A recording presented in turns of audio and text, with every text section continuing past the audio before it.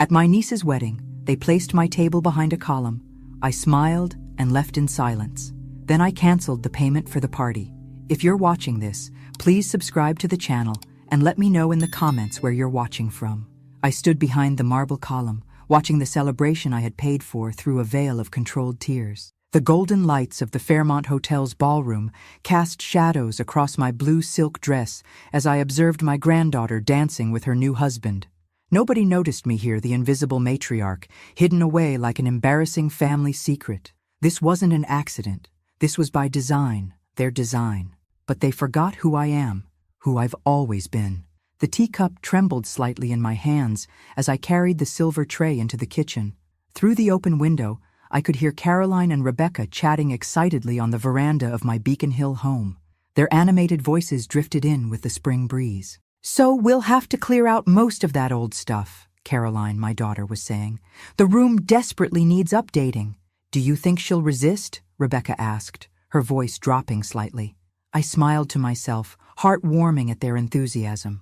Perhaps they were finally planning that family trip I'd suggested months ago. Something to bring us together again, before my upcoming 80th birthday, the milestone that would mark the official transfer of the Sullivan Family Trust to the next guardian. "Mom barely notices changes anymore," Caroline replied confidently. "Besides, we're doing her a favor. That guest room is straight out of the 1980s. My smile faltered as I placed the cups down harder than intended. Not a trip then. They were discussing renovations to my home. Again. That evening, during dinner in the formal dining room that had hosted senators and diplomats throughout my husband's career, Rebecca clinked her glass for attention. "Grandma, we've been thinking about your guest bedroom." "Oh?" I kept my face neutral. Years of negotiation training, serving me well. "It needs a complete overhaul. You know, for when we'll need to take over your house, Mom." She said it so casually, as if discussing the weather rather than my eventual decline. Jackson, Rebecca's fiancé, looked uncomfortable. "I'm sure that's a long way off." "Becca, 78 isn't young," Caroline interjected with a tight smile.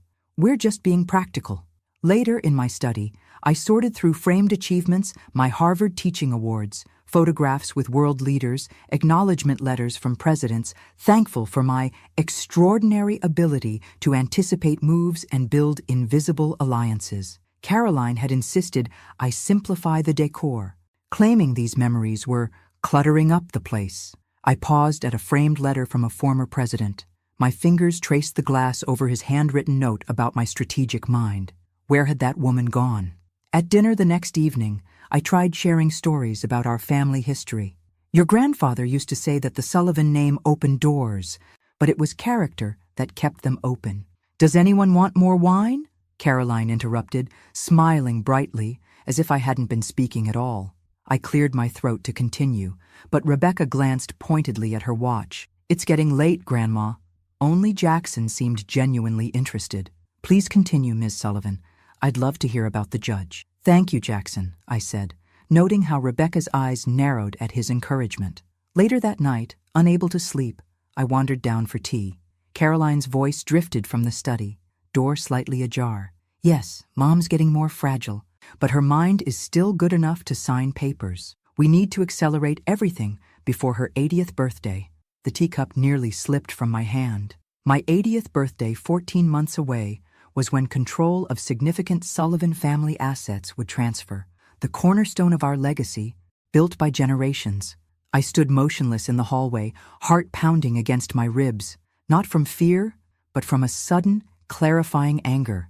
The woman who had taught strategic negotiation at Harvard for 30 years hadn't disappeared.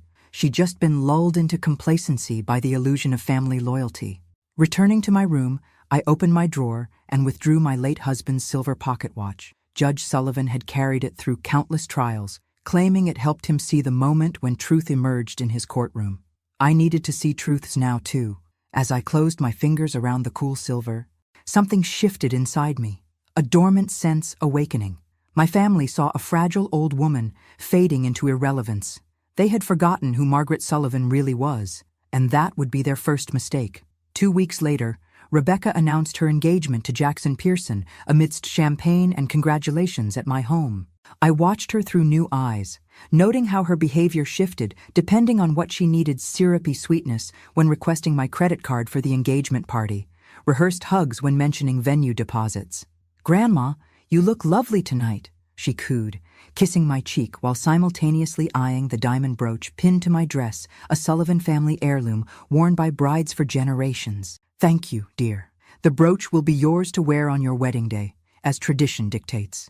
I touched it gently, watching her eyes light up not with appreciation for its history, but with calculation of its value.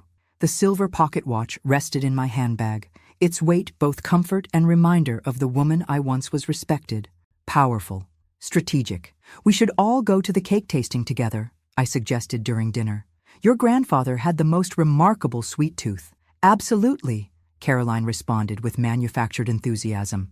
"I'll text you the details." 3 days later, I arrived at the prestigious bakery at the agreed time, only to find them already finishing up. The display cake models were being put away as I approached. "Mother, what are you doing here?" Caroline's surprise seemed genuine. "We had an appointment for the tasting." Rebecca's momentary panic melted into practiced concern. "Grandma, we rescheduled for this morning. I texted you. Don't you remember?" I checked my phone.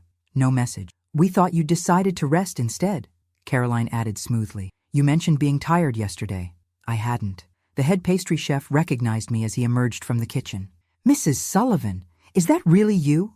I haven't seen you since the governor's fundraiser your husband hosted." "What an honor to prepare your granddaughter's cake." His sincere respect only highlighted the absence of it from my own family. The stark contrast twisted something inside me. "The decision's already been made, I'm afraid," I said pleasantly. Apparently, I needed my rest. Back home, I accidentally discovered a list that had fallen from Rebecca's planner during her last visit. In her neat handwriting, "How to handle grandma during wedding events. Keep her occupied with simple tasks. Limit speaking time. Avoid embarrassing stories. Seat with quieter guests who won't mind repetition. Position away from main photographer's angles. Age spots difficult to retouch. Have Caroline monitor medication schedule." My hands didn't shake as I read it. Instead, a strange calm settled over me, like the moment before a master chess player recognizes the path to checkmate.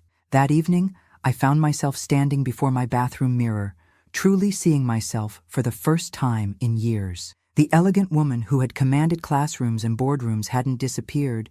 She had simply been gaslighted into believing she was diminished. "They think you're just a checkbook with a pulse," I whispered to my reflection. "A convenient ATM for wedding expenses with an expiration date conveniently set after your 80th birthday." I straightened my shoulders, noting how this simple act transformed my appearance from frail to formidable. The woman staring back wasn't ready to be written off or hidden behind columns. I reached for my phone and dialed a number I hadn't called in years. "Judith, it's Margaret Sullivan. I believe I may need some legal advice." The weight of the pocket watch in my hand no longer felt like nostalgia. It felt like a countdown. "Grandma, this means everything to me," Rebecca said, her eyes glistening with tears I now recognized as calculated. We sat in my sunroom a month after the engagement, Jackson beside her on the antique sofa I'd imported from France during happier days. "The Fairmont has always been my dream wedding venue," she continued. "But the costs are—" She trailed off, looking down at her perfectly manicured hands. "Substantial," I finished for her, noting how Jackson shifted uncomfortably. Caroline touched her daughter's shoulder. "We wouldn't ask if it weren't so important to Rebecca. The Fairmont has such history, such prestige. What they meant was such expense. The kind of expense that would significantly deplete my liquid assets before my 80th birthday. I've always wanted to honor the Sullivan legacy," Rebecca added, voice quavering perfectly. "To celebrate in a place worthy of our family name." The family name they'd belittled when they thought I couldn't hear. The legacy they dismissed as outdated when rejecting my stories. "Of course I'll help," I said, my smile not reaching my eyes. "The venue, flowers, band, and honeymoon. Consider it my gift." Rebecca's performance of gratitude was flawless: tears, hugs, exclamations of how I was the most generous grandmother ever. I accepted it all with the grace of someone who had taught negotiation tactics to future diplomats and CEOs, recognizing the manipulation for what it was. Later, as they were leaving, I overheard Jackson in the hallway. "Don't you think we're taking advantage?" he asked Rebecca in a lowered voice. Your grandmother is incredibly generous, but stop worrying, Rebecca interrupted. Grandma loves feeling needed. Besides, she's showing signs of cognitive decline. Caroline and I are just helping protect her from herself. I stepped back into the shadows, silent in my stockinged feet. What decline? She seems sharper than both of us put together. You don't see her daily like we do, Rebecca insisted. She gets confused, forgets things. The doctor says it's early stages. My jaw clenched. I had no such doctor, had received no such diagnosis. When they left, Caroline called. Rebecca went too far today, she said, sounding genuinely concerned. The Fairmont, flowers, band, and honeymoon. It's excessive. But you didn't stop her, I noted, keeping my voice light. A pause. Well, she's set on this dream wedding, and you seemed happy to help. I am, I assured her, fingers wrapping around the small recording device I'd received as a gift from a former student who worked in security technology. Very happy to help in exactly the ways expected of me. That night, I sat at my desk, calculator in hand, meticulously mapping out exactly how much the dream wedding would cost. Next to these figures, I wrote down the current balances of my accounts and the projected Sullivan Trust transfer value. Their manipulation wasn't just hurtful, it was strategically timed to deplete my resources before my birthday milestone. They weren't just dismissing me, they were systematically undermining my financial independence. I opened the antique box where I kept my most precious jewelry. Beneath the tray lay documentation of accounts, unknown to Caroline, investments my husband and I had made decades ago, quietly growing while I played the role of the predictable widow. The recorder sat beside my notes, its small red light blinking as I tested it. A simple device, easily concealed in a handbag or pocket. Designed for business meetings, it would now document family betrayal. Begin recording, I said clearly. Project Restoration, Day 1. My voice sounded different, stronger, clearer than it had in years. I hadn't realized how much I'd diminished myself to fit their expectations of a doddering old woman. Rain began tapping against the window as I worked through the night, developing contingencies, analyzing vulnerabilities, identifying potential allies. By dawn, I'd outlined a strategy that would have made my Harvard colleagues proud. I had 14 months until my 80th birthday, but wouldn't need nearly that long. The Sullivan legacy wasn't just money and property. It was resilience. It was strategy. It was justice. And I was about to teach my family a masterclass. 3 months before the wedding, I arrived unannounced at Caroline's house. The family sapphire brooch nestled in a velvet box in my purse. A tradition spanning 5 generations of Sullivan brides, it represented something I still foolishly hoped might matter to Rebecca. Voices drifted from the kitchen as I quietly let myself in with my key. I paused in the hallway, hearing laughter. God! It's exhausting having to listen to her ramble about Dad's cases for the millionth time, Caroline was saying. She actually tried to tell me about the judicial appointment again yesterday. At least you can leave after dinner, Rebecca replied, her voice light with amusement. During the venue tour, she kept asking questions about accessibility. So embarrassing. The wedding planner probably thinks she's senile. After the wedding, we can finally stop pretending we care about her boring stories. Rebecca's dismissive tone made my heart constrict. I've been practicing my sad face for when we eventually have to discuss memory care options. Caroline's response froze me in place. We just need to maintain appearances until the will is secured and the 80th birthday transfer is complete. Once the trust transfers, we can make decisions on her behalf. Jackson actually suggested inviting her to the rehearsal dinner head table. Rebecca's disgusted tone left no doubt about her feelings. Can you imagine? Those event photographers charge extra for retouching. What did you tell him? That her health might make such a long evening difficult, he bought it completely. My fingers trembled as I activated the recorder in my pocket, capturing every word of their calculated cruelty. I backed away silently, decades of self-discipline preventing me from confronting them. Knowledge was power.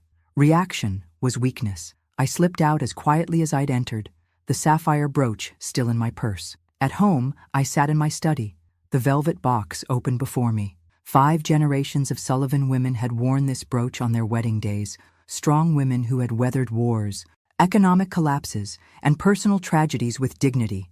Beside it lay Judge Sullivan's pocket watch, its silver case gleaming in the lamplight. I ran my thumb over the engraved inscription, Veritas Tempus Revelate. Truth is revealed by time. For the first time in years, I truly remembered who I was. Not just the accommodating grandmother I'd allowed myself to become, but the strategist who had once commanded respect in lecture halls and boardrooms, the woman whose negotiation tactics were studied at Harvard and whose counsel was sought by powerful figures. I'd spent years diminishing myself to avoid being seen as difficult or demanding. I'd accepted being interrupted, dismissed, and marginalized to maintain family peace. That ended tonight. I picked up my phone and dialed a number. Thomas? Margaret Sullivan. Yes, it's been too long. I need to meet with you about my estate planning. No, not next month. Tomorrow morning. Next, I called my bank and requested a comprehensive review of all my accounts and investments. Then my accountant, who sounded surprised to hear directly from me rather than Caroline. Finally, I called Dr. Winters, who had been my physician for decades. Margaret, wonderful to hear from you. How can I help? I need a complete cognitive assessment, Richard. Documented thoroughly. Are you experiencing symptoms that concern you? His voice shifted to professional mode. No symptoms, just family members who find it convenient to suggest I'm in decline. Silence, then a weary sigh. Unfortunately, I see this more often than you'd think. I can fit you in tomorrow at 2 p.m. I hung up and stared at the brooch, seeing not just its sapphires and diamonds, but the legacy it represented. I'd been entrusted with the Sullivan name, its resources, and its reputation. I had a responsibility to protect that legacy from those who viewed it merely as an inheritance to be seized. Outside, thunder rumbled across Boston's skyline as rain lashed against century-old window panes. I moved to my desk and began writing.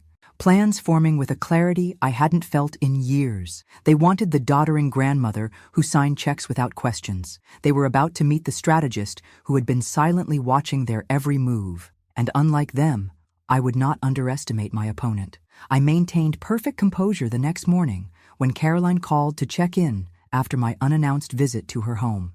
I was in the neighborhood, I said pleasantly, but you weren't home, so I left. You should have called first, Mother. Her concern sounded genuine, but I now recognized it as performance. You shouldn't be driving across Boston alone. I took a taxi, I lied smoothly. My appointment with Thomas Harrington was nearby. A pause. Your estate attorney? Why are you meeting with him? Just routine updates. Nothing to worry about. I kept my voice light, aware that every interaction now was strategic. Rebecca asked about increasing the flower budget for the wedding. I told the florist to accommodate whatever she wants. The distraction worked perfectly. Caroline immediately shifted to wedding details, her momentary concern forgotten. After reassuring her that I was happy to cover the additional costs, I ended the call to prepare for my day of appointments. Thomas Harrington's office hadn't changed in the 20 years he'd managed the Sullivan legal affairs. The leather chairs, law books, and discreet photographs of Thomas with notable clients spoke of old-world reliability. Margaret, he said, rising to greet me with genuine warmth. You're looking well. Appearances can be deceiving, Thomas. I need your help. For the next hour, I outlined what I'd discovered and what I suspected. Thomas took notes, his expression growing increasingly troubled. What you're describing could constitute elder abuse, Margaret. Financial exploitation at minimum. I'm not interested in legal action against my family, I clarified. I want protection and, if necessary, accountability. We spent the morning reviewing my will, trusts, and powers of attorney. By noon, I had signed documents revoking Caroline's access to my accounts and establishing new protections that would be nearly impossible to challenge. The cognitive assessment with Dr. Winters will provide additional security, Thomas assured me. But Margaret, you should understand, if your family is planning what you suspect, there will be significant fallout when they discover what you've done. I'm counting on it, I replied, signing the final document with a steady hand. My appointment with Dr. Winters was equally productive. After thorough testing, he documented that I was cognitively intact, showing no signs of dementia or diminished capacity. The official medical record would make any claims of my decline difficult to sustain. Between appointments, I visited my bank, where the manager welcomed me personally, a courtesy extended to few customers. Mrs. Sullivan, we've prepared the account summaries you requested. I reviewed my financial position thoroughly, making several significant changes. New accounts were established with specific instructions about automatic payments and cancellation protocols. I arranged for large deposits to wedding vendors with an unusual structure, substantial amounts up front, with final payments scheduled for the wedding day itself. These arrangements are unconventional, the manager noted carefully, but perfectly legal, I finished for him. My perfect payment history and relationship with these vendors allows for some flexibility. That evening, I met with the wedding planner at my home, reviewing every contract carefully. Mrs. Sullivan, we rarely structure payments this way, she said, clearly confused by my insistence on the unusual arrangement. The vendors have agreed to the terms, I reminded her. Final payments processed automatically on the wedding day, with a 24-hour cancellation option without penalty. She nodded reluctantly. As you wish. Rebecca mentioned you might need some accommodation. Did she? I smiled pleasantly. How thoughtful of her. For the honeymoon in Tuscany, I arranged 2 sets of reservations, the official ones Rebecca knew about, and a second set in my name alone, both at the same exclusive properties, but with different arrival dates. Over the next week, I meticulously documented every interaction with Caroline and Rebecca, my small recorder capturing their dismissive comments and manipulative tactics. I noted how they excluded me from key wedding decisions while simultaneously asking for additional funds. I maintained my role as the compliant grandmother, approving every extravagant request with an enigmatic smile that neither of them bothered to interpret. They saw what they expected to see, an aging woman eager to please, not a strategist methodically setting the stage. At night, I categorized the recordings, noting patterns of behavior and particularly egregious comments. I wasn't building a case for court. I was assembling evidence of the truth, both for them and perhaps someday for Jackson, who seemed increasingly uncomfortable with his fiance's behavior. The silver pocket watch became my constant companion, its weight in my hand a reminder of justice delayed but not denied. 14 days after beginning Project Restoration, I stood in my study surveying the documentation of my family's betrayal and my responsive strategy. Everything was in place. Now, I would need allies. The time had come to step out of the shadows and reclaim my place at the table, or perhaps, from behind the column they had chosen for me. Margaret Sullivan, where have you been hiding yourself? Judith Hawthorne embraced me warmly as we met for lunch at the Ritz-Carlton. Her elegant gray suit and confident bearing reminded me of the woman I used to be, the woman I was becoming again. Apparently behind a convenient veil of presumed senility, I replied with a wry smile. Judith, my oldest friend and a retired corporate attorney, renowned for her ruthless effectiveness, studied me over her martini. Tell me everything. I did, watching her expression shift from concern to outrage, to calculating determination, the look that had terrified opposing counsel for decades. They're manipulating you toward a crisis point, timed perfectly with your 80th birthday, she concluded. Classic predatory behavior disguised as family concern. Precisely, and I've secured the financial and legal protections needed. I sipped my water, still maintaining the appearance of the grandmother who wouldn't dream of ordering a midday cocktail. But I need a social strategy as well. Judith's eyes gleamed. The court of public opinion, always my favorite jurisdiction. Over lunch, we drafted a plan to reconnect me with Boston's social circles, the same influential networks from which Caroline and Rebecca had subtly isolated me over the years. We made a list of charity events, cultural functions, and private gatherings where my reappearance would be noticed. The Henderson Foundation Gala is next week, Judith noted. Several of your former Harvard colleagues will be there. 3 days later, I attended my first social event in months, a charity tea benefiting Boston Children's Hospital. I wore a tailored blue suit rather than the shapeless pastels Caroline subtly pushed me toward.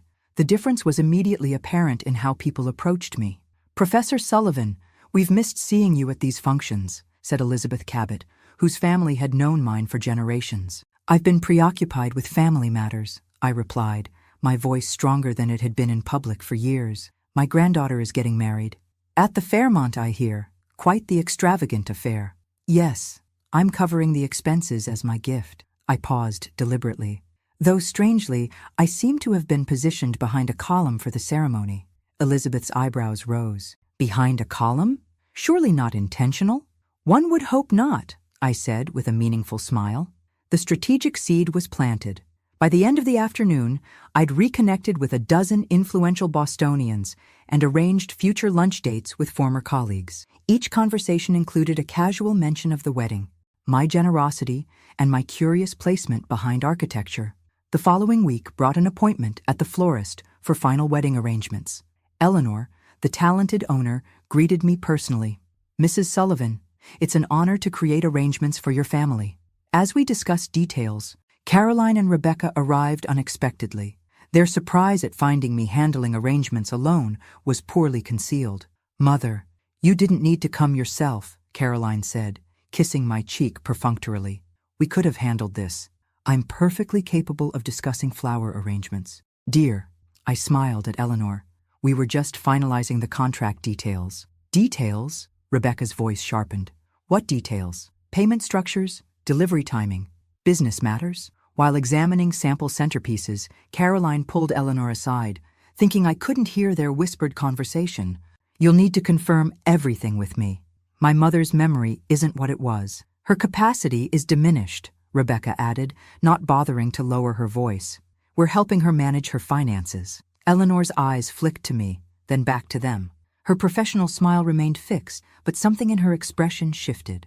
Later, as Caroline and Rebecca examined ribbon samples across the room, Eleanor approached me.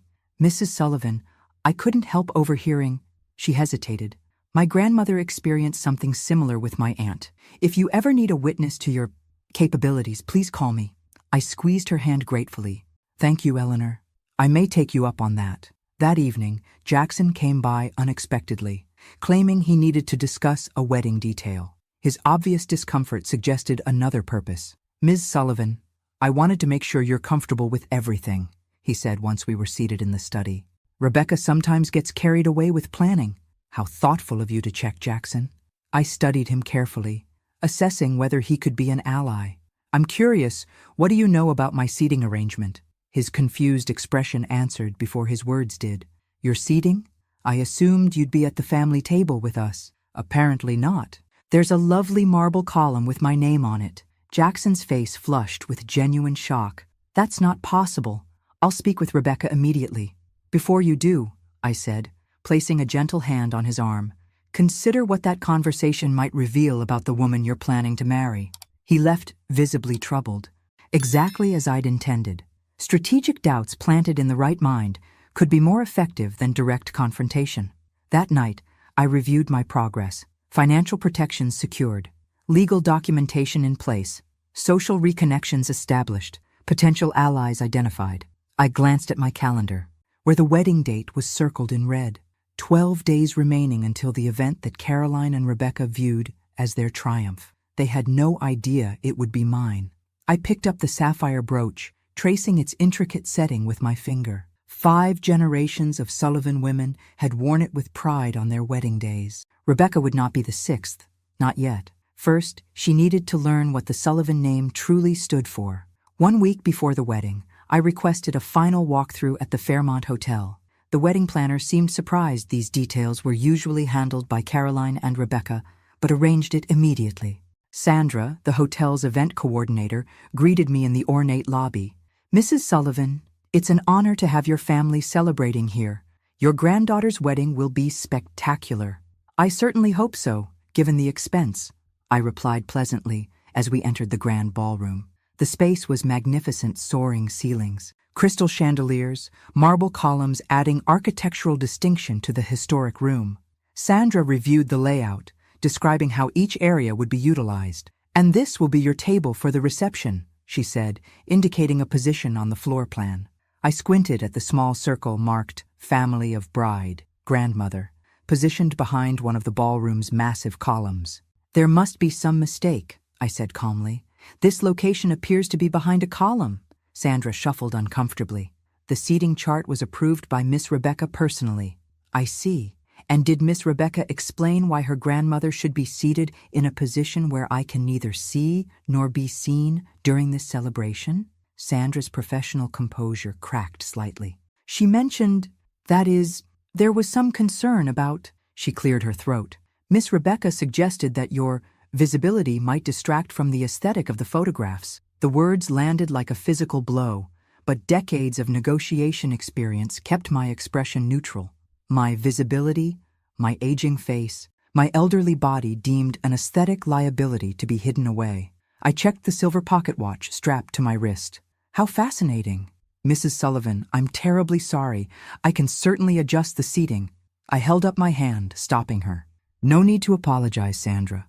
Some columns are meant to hide us. Others become the support we need when we decide to stand up. Her confused expression almost made me smile. The seating will remain as my granddaughter wishes, I continued.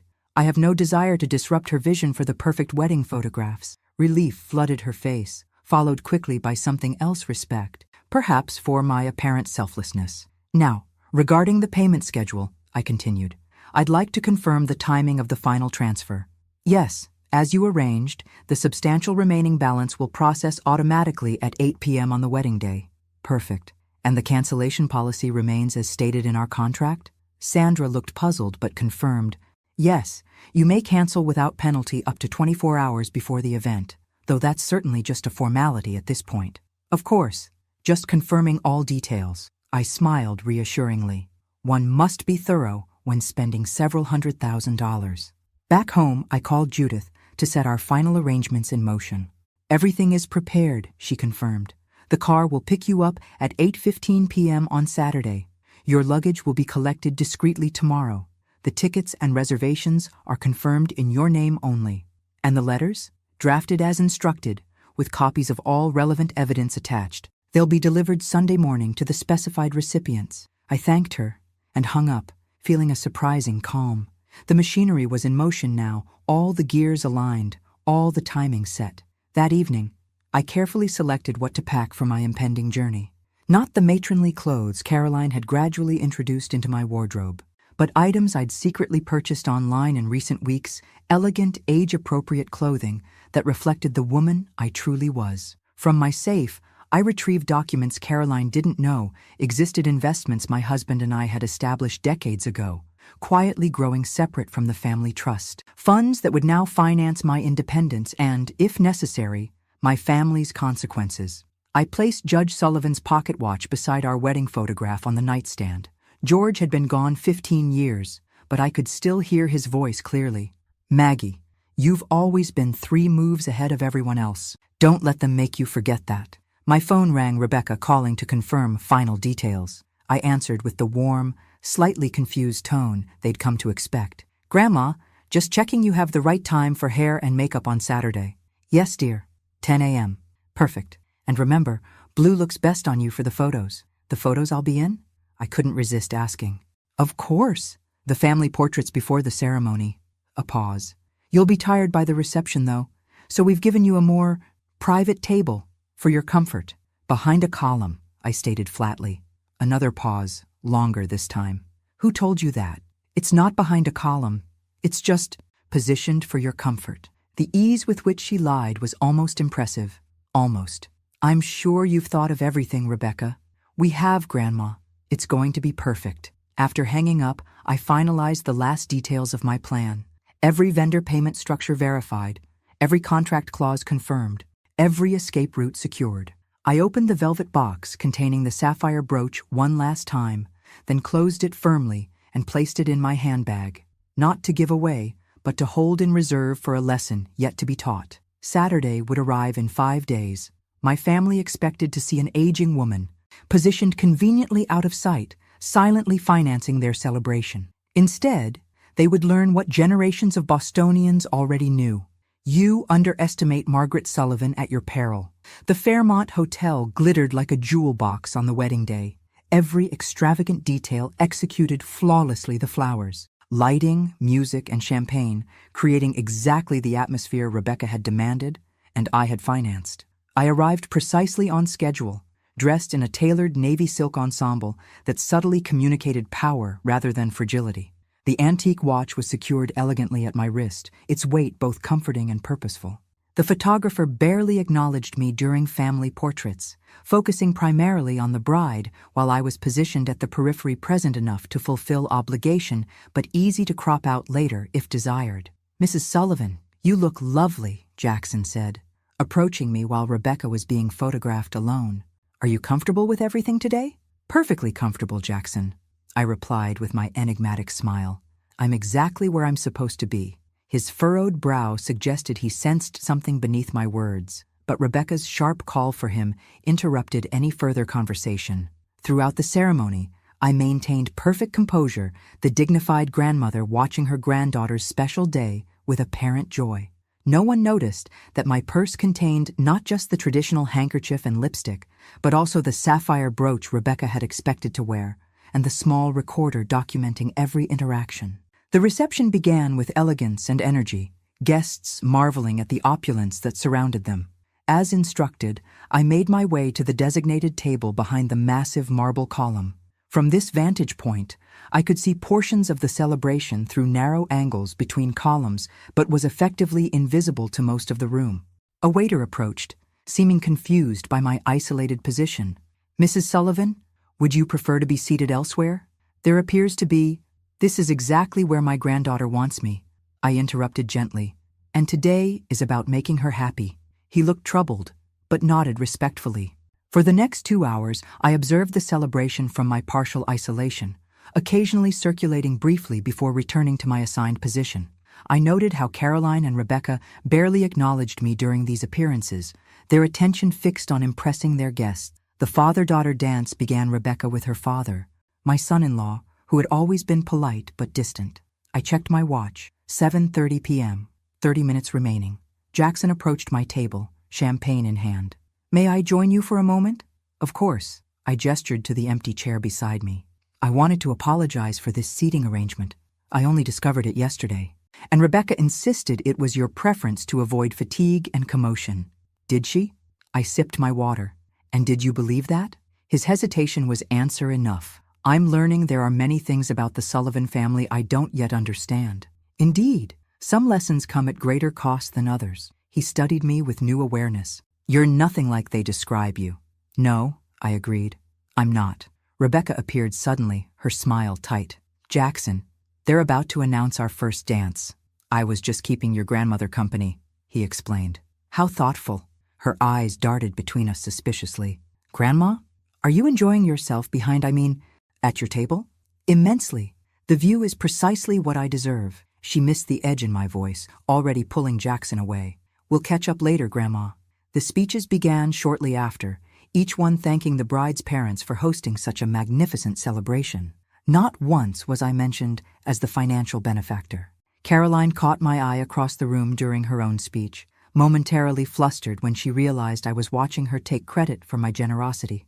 At precisely 7:55 p.m., I gathered my belongings and made my final appearance. I approached the head table, kissed a surprised Rebecca's cheek, and whispered, "Every Sullivan bride should understand the legacy she's inheriting." "Thank you, Grandma," she replied automatically, clearly eager to return to her conversation. Caroline frowned slightly. "You're not leaving already, are you, Mother?" "I've seen everything I needed to see." I squeezed her hand with calculated affection. "Enjoy the rest of your evening." As I moved toward the exit, Jackson called after me. "Mrs. Sullivan, do you need someone to escort you home?" "That won't be necessary," I replied. "I've made my own arrangements, as always." In the grand lobby, I checked my watch one final time. 18 p.m. precisely.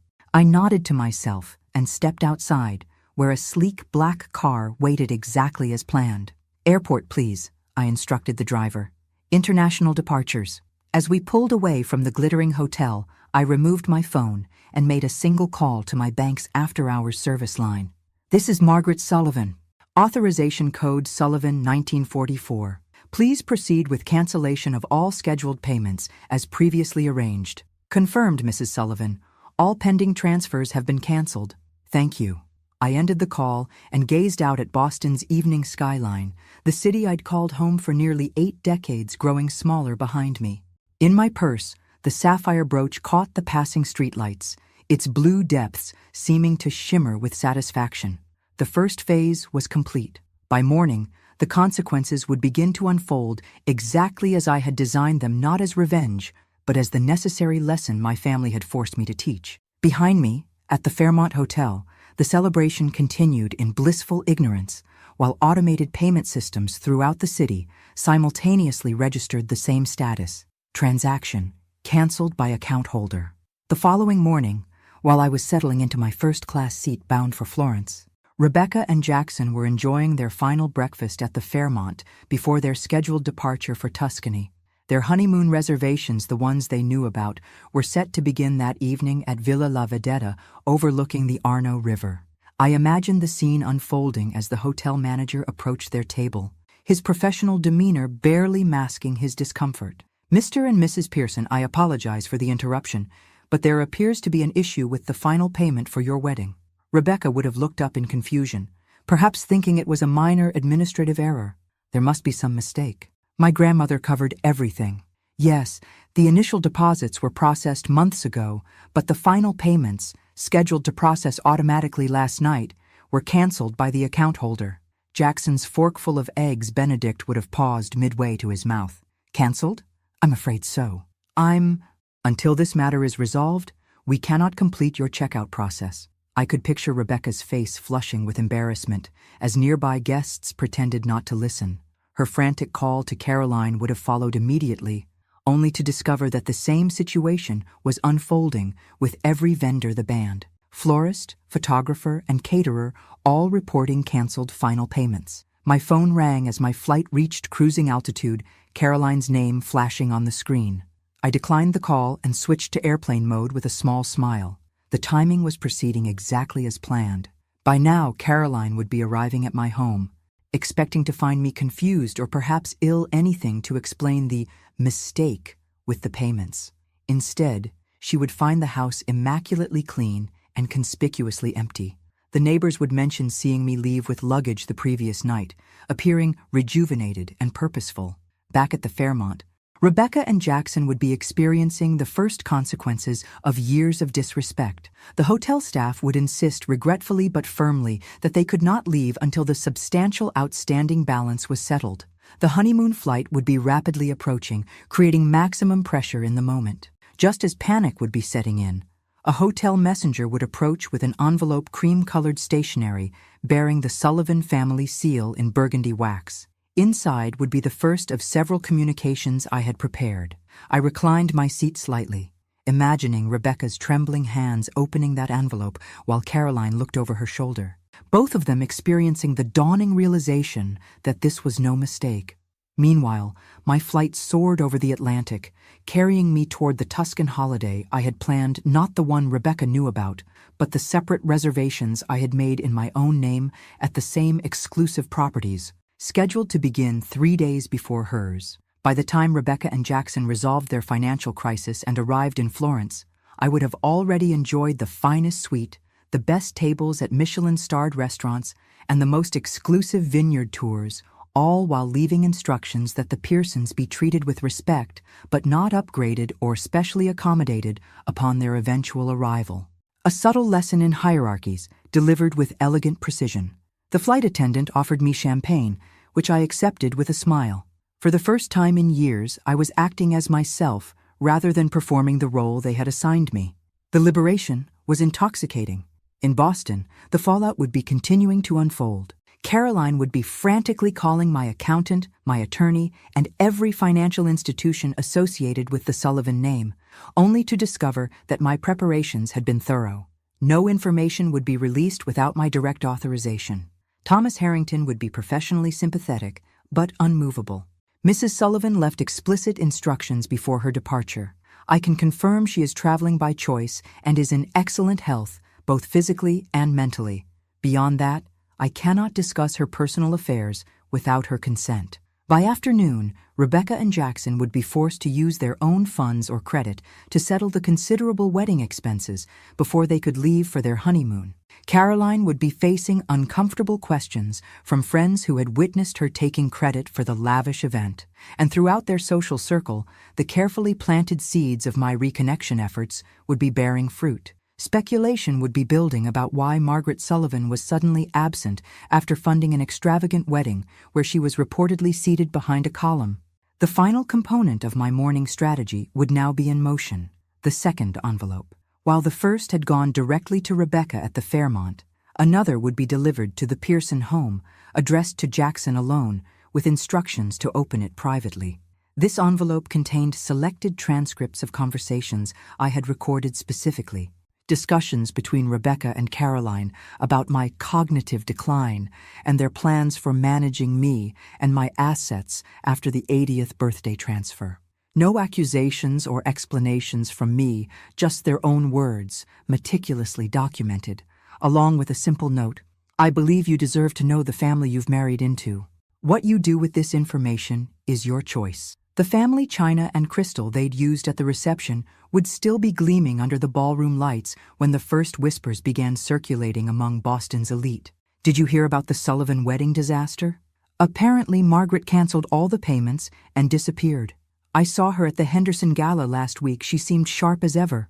Someone said they seated the poor woman behind a column after she paid for everything. By evening, my absence would be undeniable, my strategy unmistakable, and my message unavoidable. The carefully constructed narrative of the declining grandmother would be collapsing under the weight of evidence to the contrary.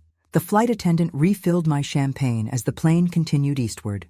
In my purse, the sapphire brooch and silver pocket watch remained side-by-side symbols of a legacy temporarily derailed, but now firmly back on track. I raised my glass in a private toast to Judge Sullivan, whose favorite saying seemed particularly apt: justice delayed is not necessarily justice denied. Sometimes it's just being served cold. 3 days into my Tuscan sojourn, I sat on the terrace of Villa La Vedetta, gazing over Florence's terracotta rooftops and the silvery ribbon of the Arno River. The morning sun warmed my shoulders as I sipped espresso and reviewed my correspondence. Judith had sent a detailed email describing the aftermath in Boston. As anticipated, the canceled payments had created precisely the public exposure I'd intended. Rebecca and Jackson stranded at the Fairmont until personal credit cards were maxed out, Caroline facing uncomfortable questions from society friends, and my conspicuous absence fueling speculation throughout our social circles. The consensus, Judith wrote, is shifting rapidly from concern about your welfare to curiosity about what Rebecca and Caroline must have done to deserve such a calculated response.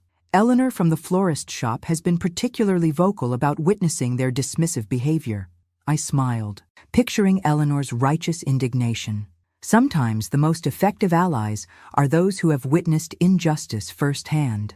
Thomas reports that Caroline attempted to file a missing persons report, which was quickly dismissed when he provided evidence of your voluntary travel. He also mentioned that Jackson came alone to request a meeting, which suggests interesting developments in the Pearson marriage. I made a note to have Thomas schedule that meeting for after my return. Jackson's reaction would determine whether he could be salvaged from the wreckage of Rebecca's manipulation. The hotel manager approached with a silver tray.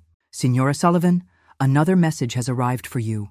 I thanked him and opened the envelope. A brief update from my banker confirming that neither Caroline nor Rebecca had successfully accessed any of my accounts or information. Their increasing desperation was evident in the multiple attempts documented. The next phase was timed to begin this morning. In Boston, Rebecca and Caroline would be receiving my formal letter, delivered by courier to Caroline's home, where they were undoubtedly strategizing their response to my disappearance. I could picture them huddled at Caroline's kitchen table, the cream envelope bearing the Sullivan seal placed between them like an unexploded ordnance. Rebecca would tear it open impatiently while Caroline watched with trepidation. Inside, they would find not an emotional tirade, but a precisely worded 4-page letter detailing their manipulations and my response. Accompanying the letter would be transcripts of their most damning conversations, copies of the medical assessment confirming my cognitive health, and documentation of the financial maneuvers I had executed. The letter would begin formally, to Caroline Sullivan Edwards and Rebecca Edwards Pearson. I write to formally acknowledge the dissolution of our previous familial arrangement. For years, I have accepted increasing disrespect, manipulation, and marginalization in exchange for maintaining the illusion of family harmony. That exchange has proven unsustainable. As you have undoubtedly discovered, I have withdrawn financial support for Rebecca's wedding and honeymoon. This decision reflects my desire to respect your clearly expressed wishes that I not be a burden or embarrassment to you. I have extended this courtesy to include removing my financial burden as well. Attached, you will find documentation of your statements regarding my cognitive capabilities and your plans for managing my assets after my 80th birthday. I draw your attention particularly to the transcripts from April 12th, when you discussed accelerating plans to secure control of the Sullivan Trust. Let me clarify several points that may have been sources of confusion. 1. I am in excellent cognitive health, as confirmed by the enclosed medical assessment. 2. I have restructured my estate to protect it from the exploitation you were planning. 3. The Sullivan Trust provisions requiring transfer on my 80th birthday have been legally modified, with approval from the trust attorneys and board. 4. Your access to all Sullivan accounts and properties has been revoked. The letter would continue with clinical precision, outlining the consequences of their actions without emotional accusations. It would conclude with the only personal statement I allowed myself. For 30 years, I taught students that the most dangerous negotiation mistake is underestimating your counterpart based on superficial assessments. It seems my greatest failure as an educator was within my own family. I will be unavailable for the next 3 weeks as I enjoy the Tuscan holiday I planned. Upon my return, I will be open to establishing new terms for our relationship, ones based on mutual respect rather than exploitation. Until then, I suggest you reflect on what kind of legacy you wish to build and whether the Sullivan name means anything more to you than an inheritance to be seized. Regards, Margaret Sullivan. The final touch copies of this letter, delivered simultaneously to Thomas Harrington, Judith Hawthorne, and 3 other respected members of Boston society who had known our family for generations, not for legal action, but for social context. In Boston's established circles, reputation remained a currency as valuable as financial assets. I finished my espresso and stood, ready for the day's excursion to the Uffizi Gallery. My guide would be waiting, eager to share the Renaissance masterpieces with a client who had arranged for a private viewing of works normally inaccessible to regular tourists. This was the life I had earned and deserved, one of culture, respect, and self-determination, not hidden behind columns or marginalized to the periphery of my own family's events. My phone pinged with a message from the hotel's reception. Rebecca's scheduled arrival had been delayed by 48 hours. The notification brought no satisfaction, only confirmation that my strategy was proceeding as designed. I slipped Judge Sullivan's pocket watch into my handbag, alongside the sapphire brooch. They would remain with me throughout this journey, symbols of a legacy temporarily threatened, but now secured. As I stepped into the Florentine sunshine, I felt lighter than I had in years, not from vindication or revenge, but from the profound relief of finally acting as myself again, the strategist, the guardian of the Sullivan legacy, and the woman who had spent decades earning respect that would not be surrendered without a fight. The game Caroline and Rebecca had initiated was reaching its inevitable conclusion. They had mistaken my patience for weakness, my generosity for obligation, and my dignity for an outdated concept they could discard at will. Their education was now well underway. The Renaissance beauty of Florence had worked its restorative magic during my 3-week sojourn. Each morning spent in galleries, each afternoon in historic gardens, each evening at exquisite restaurants had peeled away years of accumulated acquiescence, revealing the woman I had always been beneath the grandmother I had allowed myself to become. As my car approached my Beacon Hill home, I observed it with fresh eyes, not as the domain Caroline had begun subtly claiming, but as the Sullivan legacy I was still actively stewarding. The red brick façade and black shutters stood dignified against the autumn sky, a symbol of permanence in a city defined by history. Eleanor greeted me at the door, her concerned expression melting into relief. "Mrs. Sullivan, welcome home. Welcome. Everything is prepared exactly as you requested. Thank you, Eleanor. Your assistance has been invaluable." Inside, the house gleamed with polished silver and fresh flowers, not the arrangements Caroline preferred, but my own choices of blue hydrangeas and white roses. Every room had been restored to my preferences. Family photographs and mementos returned to their proper places from the boxes Caroline had gradually filled with items deemed cluttering. "You've had several visitors," Eleanor informed me as she helped with my luggage. "Your daughter came daily for the first week, then every few days. Your granddaughter and her husband came twice. Mr. Harrington kept them all at bay, as instructed. And the other arrangements? Complete. The invitations were delivered yesterday, responses are already arriving, and dinner will be prepared exactly as specified." I thanked her again. marveling at how quickly one could assemble allies when operating from a position of respect rather than manipulation. Eleanor had witnessed Caroline and Rebecca's dismissive treatment firsthand and had eagerly joined what she called Team Margaret when approached. In my study, I found a neatly organized folder containing all communications received during my absence. Dozens of increasingly desperate messages from Caroline, several formal requests for meetings from Rebecca, and most intriguingly, 3 separate communications from Jackson, each sent independently without Rebecca's knowledge. I opened the most recent, dated just 3 days earlier. Mrs. Sullivan, I write to request a private meeting at your convenience following your return. The events surrounding the wedding have necessitated a significant reassessment of my understanding of the family I've married into. While I cannot undo my commitment to Rebecca, I find myself needing to establish my own relationship with you, independent of the dynamics I've witnessed. Your actions, while shocking to many, demonstrated a strategic clarity I've come to respect enormously. I believe we may have more in common than circumstances have allowed us to discover. Respectfully, Jackson Pearson Fascinating, a potential ally within the very union that had catalyzed this confrontation. I made a note to have Thomas arrange that private meeting after tonight's carefully orchestrated dinner. The dining room table was being set for 4 when Thomas Harrington arrived for our pre-dinner consultation. You look renewed, Margaret, he observed, kissing my cheek. Europe agrees with you. Freedom agrees with me, I corrected, gesturing him to a seat. Have the formal documents been prepared? He placed a portfolio on the desk. Everything as discussed. The foundation paperwork is complete. The trust amendments have been approved, and all accounts have been secured with the new protocols. Caroline and Rebecca have been completely blocked from accessing any information. And social developments? Thomas smiled wryly. Boston has been abuzz. Your strategic reappearance at key events before your departure, followed by your conspicuous absence and the wedding payment debacle, created exactly the ripple effect you anticipated. The narrative has shifted dramatically from concerns about your capacity to recognition of your tactical brilliance. And my guests for this evening? Caroline called my office 6 times today to confirm the meeting. She and Rebecca are approaching with extreme caution. Jackson seems to be positioning himself as a mediating presence. Thomas hesitated.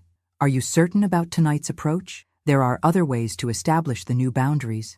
The Sullivan way has always been direct confrontation followed by clear terms, I replied. My husband believed in addressing betrayal head-on, then offering a path forward for those willing to accept accountability. At precisely 7 o'clock, the doorbell rang.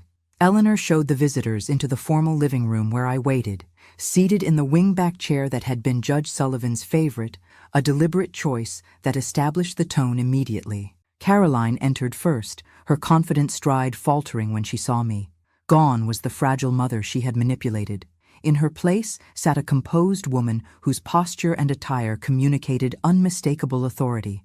Mother, she began, voice carefully modulated. You're looking well. Travel tends to invigorate rather than diminish me, I replied pleasantly.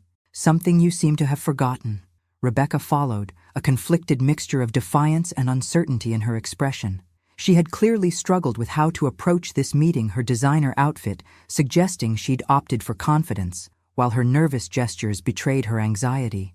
Jackson entered last, nodding respectfully in my direction, before positioning himself slightly apart from Rebecca, a subtle but significant spatial cue that did not escape my notice. Thank you for agreeing to meet, Caroline said, attempting to control the narrative immediately. We've been very concerned about your impulsive actions. Impulsive? I raised an eyebrow. An interesting characterization of a strategy developed over months in response to years of escalating disrespect. Rebecca shifted uncomfortably. Grandma, if this is about the seating arrangement, the column was merely the visible manifestation of my invisible status in this family, I interrupted calmly. A convenient symbol, but hardly the substance of the issue. I gestured toward the dining room. Shall we continue this discussion over dinner? I've planned a special menu. They followed me with visible trepidation.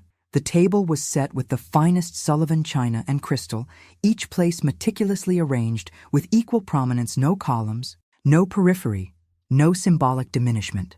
You'll notice, I said as we took our seats, that everyone is equally visible at this table, an arrangement I find significantly more appropriate. The first course was served in tense silence. I allowed it to stretch, observing their discomfort with clinical detachment. Caroline repeatedly attempted to make eye contact with Rebecca, while Jackson maintained a watchful neutrality. "I imagine you have questions," I finally said, breaking the silence. "Or perhaps accusations." Caroline cleared her throat. "Mother, while we acknowledge that certain misunderstandings may have occurred, your response was disproportionate and potentially damaging to the family reputation." "The family reputation was being damaged long before my intervention," I replied, "by the systematic undermining of its matriarch and the planned exploitation of its resources." Rebecca's composure cracked first. "You humiliated us. Do you have any idea what we've been through? The loans we had to take, the explanations to everyone." "I believe the word you're searching for is consequences," I interrupted smoothly. "An unfamiliar concept, perhaps, but one essential to understanding our new arrangement." I signaled for the main course to be served, then continued with calculated precision. "I've invited you here not to revisit grievances, but to establish the terms of our relationship moving forward." The terms I outlined over the remainder of dinner were non-negotiable. I had established a charitable foundation with a significant portion of my personal assets. The Sullivan Family Trust remained intact, but with modified transfer provisions. My financial support for family members would continue, but with transparent conditions and accountability. Most importantly, any future interactions would be governed by demonstrated respect rather than presumed obligation. "This isn't punishment," I explained, meeting each of their eyes in turn. "It's correction. The Sullivan legacy is not merely financial, it's ethical. I failed in transmitting that understanding, and now I'm rectifying that failure." As dessert was served, I reached into my handbag and withdrew the velvet box containing the sapphire brooch. I placed it on the table before Rebecca, whose eyes widened in surprise. "This belongs to Sullivan brides," I said quietly. "Not as an entitlement, but as a symbol of the strength, integrity, and resilience this family represents. I'm offering it to you not as a peace offering, but as a challenge to become worthy of the legacy it represents." Rebecca's hand trembled slightly as she reached for the box. "I don't understand. After everything." "Some traditions," I said, rising from my chair to place the brooch on her dress myself, "deserve continuation. Respect is one of them. The question now is whether you're capable of learning what that truly means." In that moment, as the sapphire caught the light, I saw something new flicker across my granddaughter's face, not manipulation or calculation, but perhaps the first genuine recognition of who I actually was and always had been. The education had begun. 6 months after what Boston society now discreetly referred to as the Sullivan wedding incident, I sat in my office reviewing quarterly reports from the Margaret Sullivan Foundation for Women's Leadership. The organization I'd established with a substantial portion of my personal fortune had quickly gained recognition for its mentorship programs and strategic grants to women navigating male-dominated fields. A knock at the door preceded Eleanor, now my full-time assistant. "Rebecca is here for her meeting." "Thank you. Please show her in." The Rebecca who entered bore little resemblance to the entitled bride who had positioned me behind a marble column. Gone were the calculated expressions and manipulative tone. In their place was a woman who moved with cautious determination, her designer clothes replaced by a simple but elegant suit appropriate for the Foundation's professional environment. "Good morning, grandmother," she said, taking the seat across from me. "I've completed the financial literacy curriculum you recommended. The final assessment results are in my report." I accepted the folder she offered, noting the meticulous organization, a skill she developed during her mandatory 6-month probationary period at the Foundation. What had begun as my condition for rebuilding our relationship had gradually transformed into something neither of us had anticipated, a genuine apprenticeship. "Your progress is commendable," I noted, reviewing her work. "Thomas mentioned your questions about the trust structure showed real understanding." A flash of pride crossed her face before she controlled it. "I never realized how little I actually knew about wealth management or family legacy. Few understand the difference between inheriting wealth and stewarding it," I replied. "One is passive receipt, the other is active responsibility." Our weekly meetings had evolved from tense obligations to substantive exchanges. The transformation hadn't been immediate or without setbacks. The first months following my return had been marked by Caroline's resentful compliance and Rebecca's defensive posturing. The turning point had come unexpectedly during a foundation event where Rebecca, assigned to minor administrative duties, had witnessed firsthand the respect accorded to me by academic and business leaders, many thanking me for mentorship that had shaped their careers decades earlier. "I never knew," she had admitted afterward, "about your impact beyond our family. No one ever told me." "You never asked," I had replied simply. Now, as Rebecca presented her analysis of the Foundation's investment strategy, I observed the emerging echoes of the Sullivan analytical mind, the same strategic thinking that had enabled my own success and that I had once feared lost to the next generation. "These quarterly results confirm our approach is working," she concluded. "Though I've noted some potential adjustments for the international portfolio in Section 4. Thoughtful recommendations," I acknowledged. "Would you like to present them at next week's board meeting?" Surprise flickered across her face. "You'd trust me with that?" "Trust is rebuilt through demonstrated competence. Rebecca, you're beginning to demonstrate it." After reviewing the remaining agenda items, Rebecca hesitated before leaving. "Jackson mentioned you've invited him to join the Foundation's Legal Advisory Committee. His expertise in corporate compliance is valuable," I replied neutrally. "And his integrity has proven consistent." The reconfigured family dynamics remained delicate. Jackson had established his own relationship with me independent of Rebecca, our shared appreciation for strategic thinking creating a connection that had survived the wedding debacle. Their marriage had weathered the initial crisis, but transformed into something more measured and conditional than the romantic narrative Rebecca had originally scripted. Caroline had taken longer to adapt to the new reality. Her initial attempts to circumvent my boundaries had been met with firm consequences, including temporary exclusion from family gatherings. Only in recent weeks had she begun demonstrating genuine effort rather than performative compliance. "There's a family dinner at my house this Sunday," Rebecca said carefully. "Mother has been working with her therapist on the issues you identified. She's making progress. I'm pleased to hear it. Please tell her I look forward to observing that progress firsthand." After Rebecca left, I moved to the window overlooking Boston Common, where spring had painted the historic landscape in fresh greens. Judge Sullivan's pocket watch rested in my hand, its familiar weight now a symbol of continuation rather than nostalgia. The doorway of my office housed no column to hide behind. The Foundation boardroom featured a round table where every seat held equal prominence. My home once again displayed the photographs and achievements that chronicled a life of significance, small changes that represented profound recalibration. Eleanor appeared at the door. "Your 3 o'clock appointment with the Harvard delegation has arrived, Ms. Sullivan. They're eager to discuss the joint leadership program." "Thank you, Eleanor." I smiled, slipping the watch into my pocket. "Please show them in." As I stood to greet my visitors, former colleagues now seeking partnership with my foundation, I reflected on the journey of the past year. What had begun as a necessary correction of family dynamics had evolved into an unexpected renaissance. Not merely the restoration of respect, but the establishment of a new legacy defined by purpose rather than obligation. Behind me on the credenza sat a framed photograph from the previous month's Foundation Gala. Unlike the wedding pictures where I had been positioned peripherally, this image showed me centered among 3 generations of Sullivan women: Carolyn, Rebecca, and Rebecca's young niece Emily, whom I was mentoring with particular attention. The lesson had been painful, but necessary. True legacy wasn't found in assets transferred or traditions maintained without understanding. It lived in the wisdom shared, boundaries respectfully maintained, and examples consciously set. As I extended my hand to greet the Harvard dean, an accomplished woman who had once been my student, I felt the quiet satisfaction of a strategist whose most important negotiation had successfully concluded.